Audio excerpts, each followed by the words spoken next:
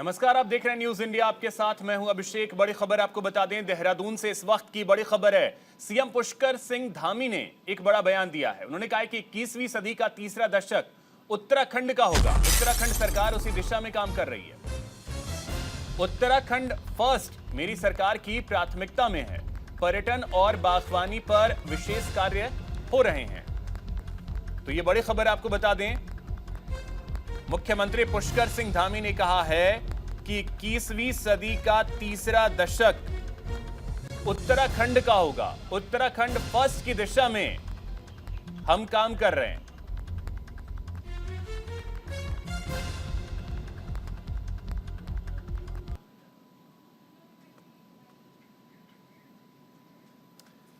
तो 21वीं सदी को लेकर सीएम धामी की अपनी एक परिकल्पना है।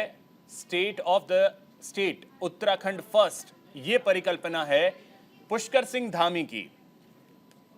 उन्होंने कहा है कि 21वीं सदी का तीसरा दशक उत्तराखंड का होगा और हम इसी दिशा में काम कर रहे हैं, जिसमें पर्यटन और बागवानी पर विशेष कार्य किए जा रहे हैं। उत्तराखंड की जीएसटीपी अगले 5 साल में 2 गुनी होगी। तो उत्तराखंड को कैसे बेहतर बनाया जाए, इस दिशा में सोच रहे हैं पुष्कर सिंह धामी। इकोनॉमी और इकोलॉजी वाला विकास का मॉडल लागू किया जाएगा, ये प्रयास है पुष्कर सिंह धामी का। जल्द लागू होगी समान नागरिक संहिता। यूसीसी को लागू करने की दिशा में भी उत्तराखंड आगे बढ़ रहा है और जल्द इसके लागू होने की उम्मीद है। सड़क मार्ग से होंगे कैलाश मानसरोवर के दर्शन, यानी सड़क मार्ग के जरिए कैलाश मानसरोवर जाया जा सकेगा। इसकी कोशिश भी धामी सरकार की है।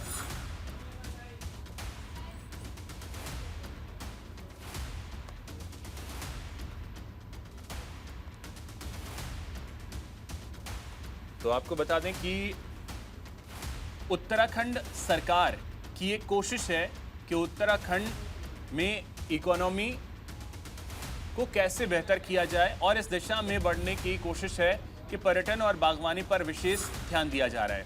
पर्यटन एक बहुत बड़ा उद्योग है उत्तराखंड में। भारी संख्या में पर्यटक उत्तराखंड आते हैं। तो उस दिशा में कैसे और बेहतर किया जाए ताकि और ज़्यादा पर्यटक उत्तराखंड पहुंच सकें। साथ ही जो इकोनॉमी है और इकोलॉजी है, दोनों पैरेलल चल सकें, उस तरीके का विकास मॉडल बनाया जा सके। यूसीसी को लेकर उत्तराखंड धीरे धीरे आगे बढ़ रहा है। तो उत्तराखंड सरकार की यह भी कोशिश है कि यूसीसी को उत्तराखंड में जल्द से जल्द लागू किया जाए।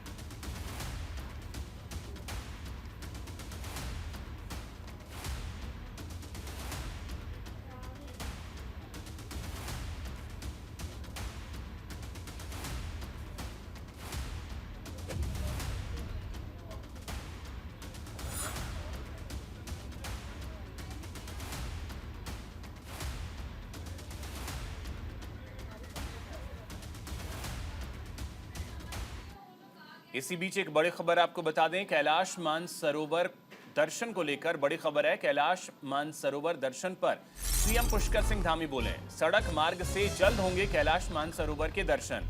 मानसरोवर की पूरी यात्रा जल्द सड़क मार्ग से होगी। नया लिपुलेख जाने तक 5 किलोमीटर की सड़क बनना बाकी है। कैलाश मानसरोवर बनेगा नया टूरिस्ट डेस्टिनेशन, ये कहा है पुष्कर सिंह धामी ने। मानसरोवर दर्शन पर सीएम धामी ने बड़ा बयान दिया है। मीडिया से बात करते हुए पुष्कर सिंह धामी ने कहा कि बहुत जल्द कैलाश मानसरोवर की पूरी यात्रा सड़क मार्ग से शुरू होगी। अभी नया लिपुलेख जाने तक 5 किलोमीटर की सड़क बनना बाकी है और जैसे ही ये मार्ग तैयार हो जाएगी, सड़क मार्ग से कैलाश मानसरोवर के दर्शन होने शुरू हो जाएंगे।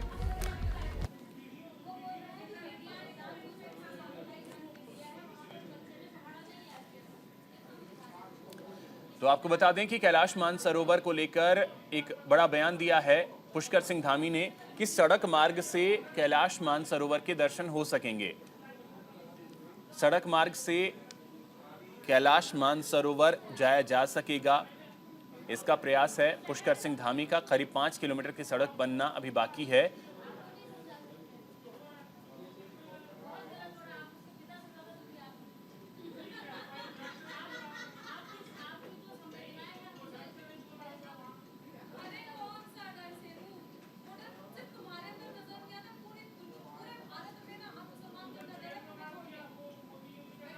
तो देखिए कई सारी योजनाएं, कुमाऊं मंडल में एक नया शहर बसाने की भी पुष्कर सिंह धामी की योजना है।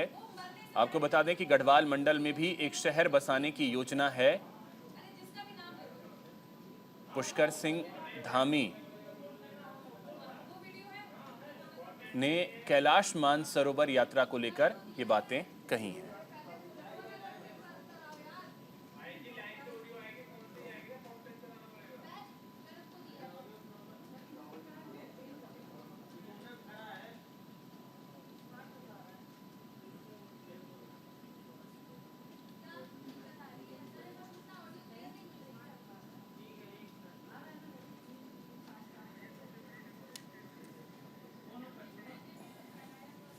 इसी बीच एक बड़ी खबर बागेश्वर से आपको बता दें, राष्ट्रहित के लिए सख्त कानून जरूरी है। उत्तराखंड प्रभारी दुष्यंत गौतम का एक बयान सामने आया है। एक भारत श्रेष्ठ भारत निर्माण में मोदी सरकार जुटी है। करोड़ों गरीब लोगों को मुफ्त राशन दे रही है सरकार, जबकि दुनिया के कई देश खाद्यान्न संकट से जूझ रहे हैं। तो उत्तराखंड प्रदेश प्रभारी का एक बड़ा बयान सामने आया है। एक भारत श्रेष्ठ भारत निर्माण में मोदी सरकार जुटी हुई है। करोड़ों गरीब लोगों को मुफ्त राशन सरकार दे रही है, जबकि कई ऐसे देश हैं दुनिया के जो इस समय खाद्यान्न के संकट से जूझ रहे हैं।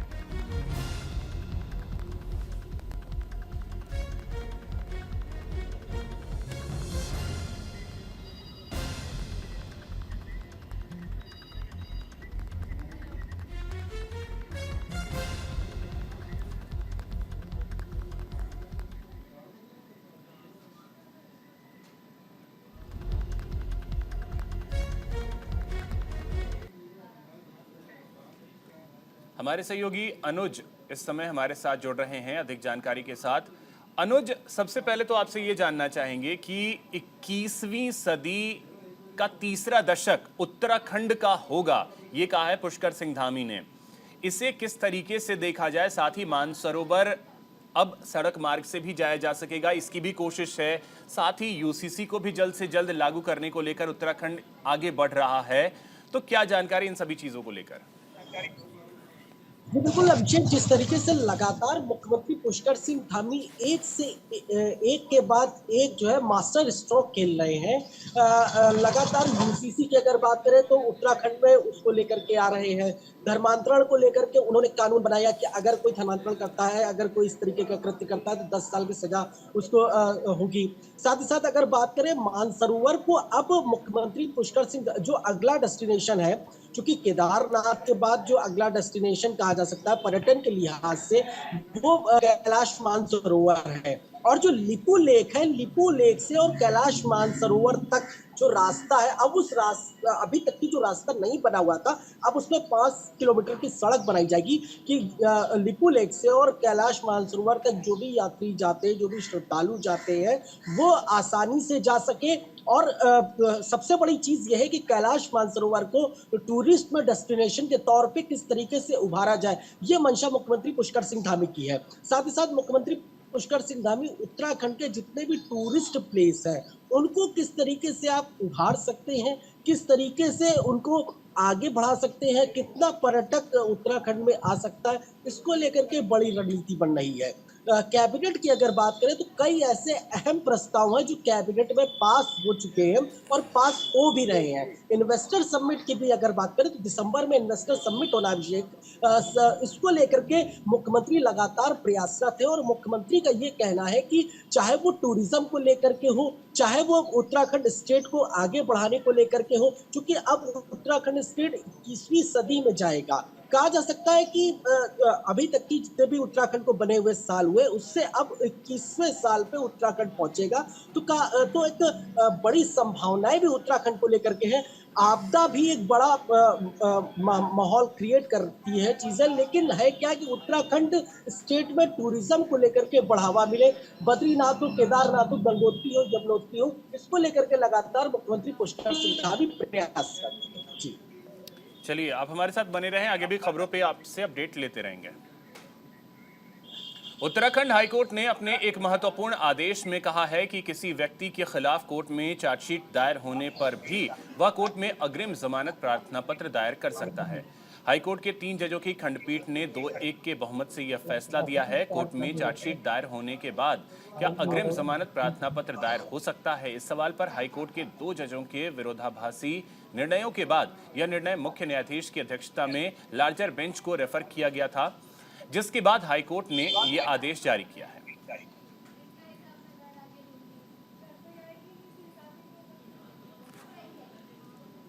सिंगल बेंच के इस व्यू के बाद कि एंटिसिपेटरी बेल सिर्फ इस एप्रीहेंशन पे मिल सकती है जब पुलिस द्वारा गिरफ्तारी की आशंका हो और चार्जशीट फाइल होने के बाद वो स्थिति नहीं होती और सुप्रीम कोर्ट के जजमेंट इसमें अदरवाइज हैं। और इसी ग्राउंड पे ये लार्जर बेंच को रेफर हुआ था, जिसके बाद आज लार्जर बेंच ने अपना जजमेंट सुनाया है, जिसमें 2 माननीय न्यायाधीशों का फैसला इस मत पर है कि चार्जशीट फाइल होने के बाद भी एंटिसिपेटरी बेल दाखिल हो सकती है, जबकि एक जो मेंबर हैं लार्जर बेंच के ऑनरेबल, उनका व्यू ये है कि चार्जशीट फाइल होने के बाद एंटिसिपेटरी बेल नहीं लागू होती। और अभी जो फैसला है इसका असर ये होगा कि चार्जशीट दाखिल होने के बाद भी जो लोग अंतरिम राहत के लिए अग्रिम जमानत के लिए प्रार्थना कर रहे हैं लोअर कोर्ट्स में भी, सेशन कोर्ट्स में भी, तो उनको उनकी जमानत की एप्लीकेशन, अग्रिम जमानत की एप्लीकेशन अब कंसिडर की जा सकती है।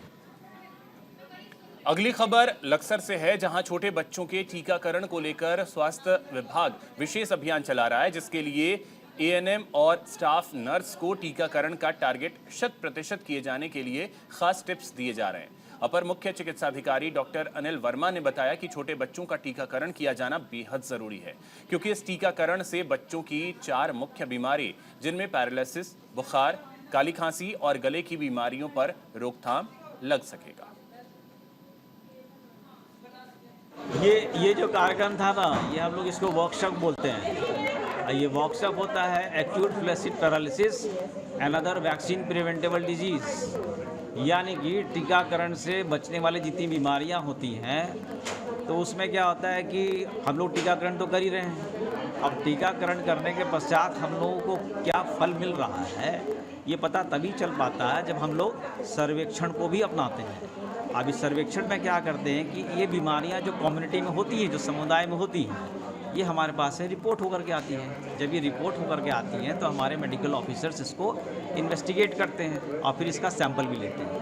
ये सैंपल हम लोग लैब में भेजते हैं और फिर लैब के द्वारा पता चलता है कि हम लोगों का टीकाकरण जो है वो कितना कारगर है। तो अभी सर्वेक्षण के तहत कुछ बीमारियां हैं, जैसे कि पोलियो हो गया, आपका डिप्थेरिया है, पर्ट्यूसिस है, मीजल्स है एंड इवन न्यूनेटल टेटनस, यानी कि जो नवजात बच्चा जन्म लेता है उसको यदि टिटनेस हो गया तो उसकी भी हमारे पास ये WHO की तरफ से एक वैक्सीन प्रिवेंटेबल डिजीज़ जो एनएम इंजेक्शन लगाती है, और बच्चों जो लेफ्ट आउट और ड्रॉप आउट हो जाते हैं, जो बच्चों को इंजेक्शन कभी नहीं लग पाते उन लोगों को, और जो बच्चे एक इंजेक्शन ले लिया और दूसरा समय पर नहीं लिया उसको ड्रॉप आउट बोलते हैं।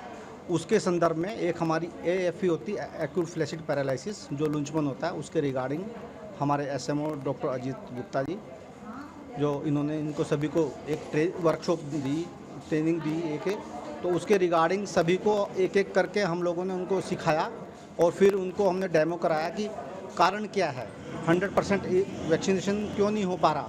और हमारे माननीय हेल्थ मिनिस्टर, हमारी CMO साहब, DMO सर के निर्देशन में कि हमारा MR एलिमिनेशन, जैसे हमने WHO उसको पल्स पोलियो को एलिमिनेट किया, उसी के तर्ज पर MR हमारा मीजल्स और रूबेला को 2024 में हमारा एलिमिनेट करने का मिशन है। उसी के संदर्भ में हर एक ANM को हर एक छोटी छोटी चीज़ों के बारे में बताया कि कोई भी पेशेंट जाकर के घर में बोलता है कि बुखार आ गया, दवाई से गड़बड़ हो गया है और हम इंजेक्शन नहीं लगवाना चाहते, तो उनको एक 4 की मैसेज होता है, उसके बारे में विस्तार से बताया। तो अधिक जानकारी के साथ सहयोगी जसवीर हमारे साथ जुड़ गए हैं। जसवीर, कब तक लक्ष्य रखा गया है 100% टीकाकरण का, और 100% टीकाकरण का जो टारगेट है उसे पूरा करने में दिक्कतें क्या हैं? देखिए अभिषेक, जिस तरह से स्वास्थ्य विभाग अब गंभीर हुआ है इन तमाम बीमारियों को लेकर के, जैसे कि रूबेला है, मीजल्स है, जिसे ये एक तरह से बच्चों के लिए घातक होती हैं और अगर जानलेवा भी नहीं तो लेकिन कम से कम ऐसा कर देती है कि कई बार बच्चा जो है अधर में इसका जो विकास है वो पूरी तरह हो नहीं पाता। उसे लेकर के WHO यानी विश्व स्वास्थ्य संगठन द्वारा ये जगह जगह जाकर वर्कशॉप की जा रही है और इसमें खास तौर पर इन्होंने टारगेट 15 दिन 20 दिन यानी जैसे कि ब्लॉक स्तर पर लक्सर ब्लॉक, खानपुर ब्लॉक, तो इनका एक टारगेट निश्चित किया है कि 1 माह के भीतर ये तमाम पूरा इसे अचीव कर लिया जाए। इसमें एनम्स, स्टाफ नर्स और जो मेडिकल कॉलेज के जो छात्र हैं जो अभी ट्रेनिंग है वो इसे सबको इसमें उसकी मदद ली जा रही है। तो इसे लेकर के ये सब पूरा अभियान चला जा रहा है और हो सकता है कि अभी इसमें और ज्यादा तेजी, यानी कि अभी तो ब्लॉक स्तर CHC पर, उसके बाद उप स्वास्थ्य केंद्रों पर छोटी छोटी वर्कशॉप होंगी जो स्वास्थ्य विभाग तैयारी कर रहा है। और अभिषेक आने वाले दिनों में जैसे कि जो बाढ़ग्रस्त क्षेत्र हैं जहाँ ज्यादा दिक्कतें होती हैं वहाँ स्टाफ यानी और ज्यादा बढ़ाया जाएगा, स्वास्थ्य विभाग इसमें और ज्यादा शिविर इसमें लगाएगा, ये भी वहाँ दावा किया गया है आने वाले दिनों के लिए। चलिए, बहुत शुक्रिया जसवीर आपका तमाम जानकारी के लिए। उत्तराखंड में आफत की बारिश रुकने का नाम नहीं ले रही है। आगामी 5 दिनों के लिए मौसम विभाग ने भारी बारिश का येलो अलर्ट जारी किया है। प्रदेश भर में कई जगहों पर भारी बारिश का अलर्ट जारी किया गया है। वहीं भारी बारिश के कारण लगातार लैंडस्लाइड की वजह से पुलिस प्रशासन भी अलर्ट मोड पर है। बात करें गंगोत्री हाईवे की तो सड़क पर मलबा आने से यह पिछले 3 दिनों से बंद है। वहीं पहाड़ों से टूटकर हाईवे पर गिरे पत्थरों के बड़े बड़े बोल्डर के कारण गंगोत्री राजमार्ग बंद है। और इस पुल से 2 दिन पहले मैंने वीडियो अपलोड करी थी और आज यही पुल धराशायी हो चुका है, देख सकते हैं आप, पूरा टूट गया है ये।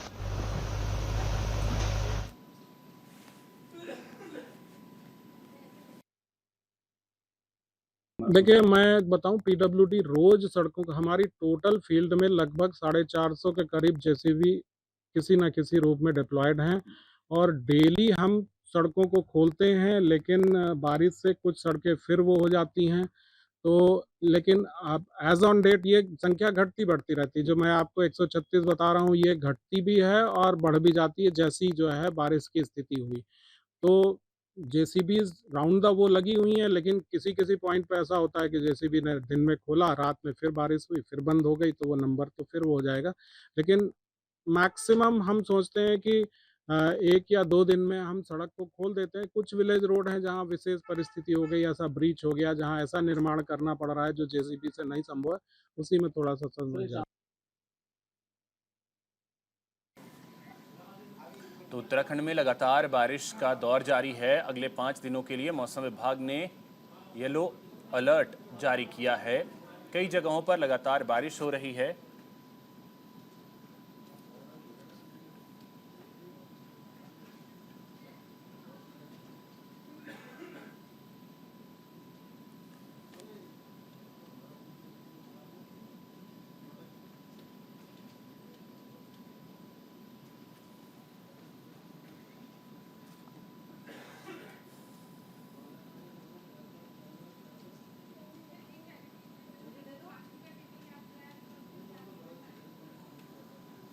उत्तराखंड में लगातार बारिश की वजह से डेंगू का प्रकोप बढ़ रहा है। हरिद्वार में डेंगू के 51 नए मामले सामने आने से स्वास्थ्य विभाग में हड़कंप मच गया। एक दिन में 27 लोग डेंगू पॉजिटिव पाए गए। स्वास्थ्य विभाग की टीम ने डेंगू प्रभावित गांव का निरीक्षण किया और तेजी से बढ़ रहे डेंगू के मामलों को देखते हुए हेल्थ डिपार्टमेंट अलर्ट मोड पर आ गया है। इसके साथ ही स्वास्थ्य विभाग ने जांच की प्रक्रिया तेज कर दी है। अब तक 971 लोगों का डेंगू का टेस्ट किया गया। लोगों को डेंगू से सतर्क रहने की सलाह भी दी गई है। सबसे ज़्यादा इम्पोर्टेंट ये है कि मैं आपके माध्यम से सबको ये संदेश भी देना चाहूँगा कि अपने घर को रेगुलरली कम से कम हफ्ते में तो नियम बना लें, चाहे संडे का बना लें, चाहे किसी दिन का बना लें, टाइम फिक्स कर लें कि सुबह उठेंगे तो पहले अपना घर, आसपास, छत सब देखेंगे कि कहीं भी कोई अगर पानी है जमा हुआ उसे आप साफ पानी को ख़त्म करेंगे कैसे भी करके। कोई बर्तन है, मान लीजिए कटोरा है जिसमें रखते हैं पानी, या नारियल का खोली पड़ा है उसमें पानी है, तो उसे उल्टा करके खाली करेंगे, उसे डिस्कार्ड करेंगे। बेरीनाग तहसील में नवनियुक्त एसडीएम मनजीत सिंह ने पदभार संभाल लिया है। कार्यभार ग्रहण करने के बाद एसडीएम ने तहसील के सभी पटलों का निरीक्षण किया और कर्मचारियों के साथ बैठक कर जरूरी दिशा निर्देश दिए। वहीं एसडीएम ने बताया कि वर्तमान में प्रदेश में आपदा काल चल रहा है, जिससे आपदा से जुड़े सभी कार्यों को प्राथमिकता से करने के साथ साथ स्थानीय समस्याओं का समाधान किया जाए। सरकार की योजनाओं को आम लोगों तक पहुंचाना स्थानीय प्रशासन की प्राथमिकता में है। मैंने यहाँ एसडीएम बेरीनाथ के रूप में कार्यभार ग्रहण किया है कल 23 तारीख को, और क्षेत्र में एसडीएम के रूप में मेरी जो प्राथमिकता रहेंगी वो ये है कि वर्तमान में तो जो हमारा मानसून सीजन चल रहा है, जो भी परिवार आपदा से प्रभावित हैं उनको जो भी शासन द्वारा अनुमन्य राहत राशि हैं, सहायता राशि हैं, वो उपलब्ध कराया जाए शीघ्र। और जो भी मार्ग या सरकारी परिसंपत्तियां जो क्षतिग्रस्त हुई हैं उनका पुनर्निर्माण के लिए आवश्यक कार्रवाई की जानी है विभिन्न विभागों के साथ मिलकर के। और क्षेत्र में और आम जनमानस की जो सामान्य है पेयजल से संबंधित समस्या है या किसी अन्य विकास कार्यों को लेकर समस्या है, उन सबका निराकरण। बाढ़ के बाद लक्सर खानपुर क्षेत्र में मुआवजे को लेकर रार छिड़ी है। एक और स्थानीय प्रशासन है तो दूसरी ओर पीड़ित ग्रामीण और किसान। यहां हम बात कर रहे हैं खानपुर डेरियो गांव की, जहां मुआवजे की राशि को लेकर मौजूदा ग्राम प्रधान पर ग्रामीणों ने गंभीर आरोप लगाए। ग्रामीणों का कहना है कि इलाके के जनप्रतिनिधियों ने हर संभव सहायता दिलाने का भरोसा दिलाया था, लेकिन पात्रता होने के बावजूद स्थानीय प्रशासन ने कई ग्रामीणों को आर्थिक मुआवजे से वंचित रखा है।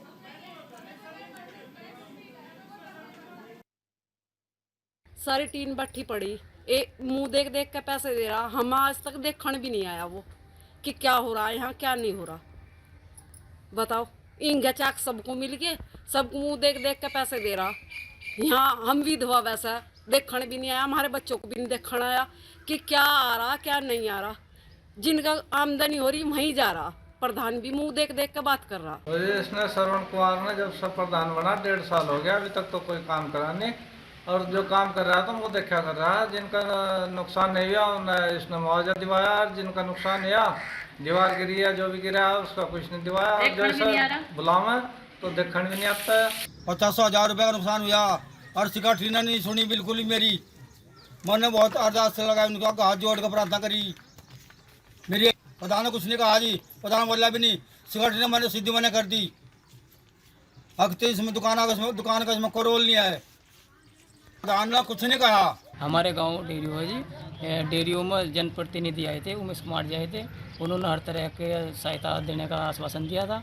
भाई आपको मुआवजा भी मिलेगा, किसानों को मिलेगा, लेकिन पशु चारा भी मिलेगा और खाद्य सामग्री मिलेगी। इसके विषय में जो ग्राम प्रधान था हमारे यहाँ का, वो दूसरे गाँव का वो। तो इसी के साथ इस बुलेटिन में इतना ही। नमस्कार।